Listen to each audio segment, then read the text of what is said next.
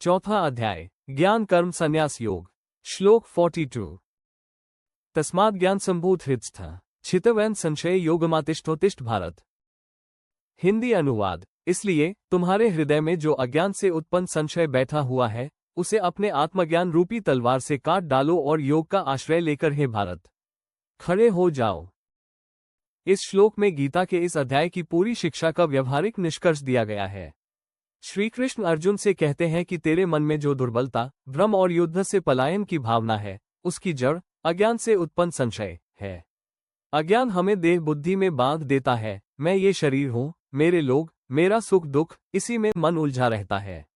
जब ऐसी दृष्टि से स्थितियां देखी जाती है तो हर कठिन कर्तव्य भारी लगने लगता है, जैसे अर्जुन को युद्ध भारी लग रहा था। भगवान कहते हैं इस अज्ञान जन्य संशय को ज्ञानासी अर्थात आत्मज्ञान रूप तलवार से काटो। तलवार का अर्थ है तेज, निर्मम, स्पष्ट विवेक, जो सही और गलत, शाश्वत और नश्वर, आत्मा और शरीर के बीच स्पष्ट भेद कर सके। जैसे तेज तलवार गांठ को एक बार में काट देती है, वैसे ही सच्चा तत्वज्ञान मन की उलझनों की गांठें खोल देता है। साधक को ये समझना होता है कि आत्मा नित्य है, देह नश्वर, कर्तव्य धर्मानुकूल हो तो उसमें मोह या भय नहीं, केवल समर्पण होना चाहिए। योगमातिष्ठ उत्तिष्ठ भारत में 2 आज्ञाएं हैं। पहली, योग को धारण कर। दूसरी, उठ खड़ा हो।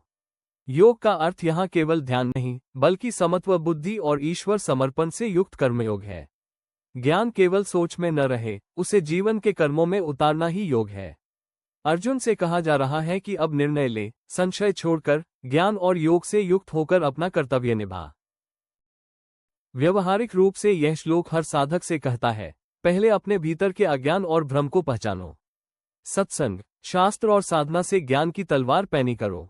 फिर कर्तव्य से भागो नहीं, योग दृष्टि से उसे करते हुए जीवन युद्ध में साहस से खड़े हो जाओ। यही आत्मिक परिपक्वता और कर्मयोग का सार है।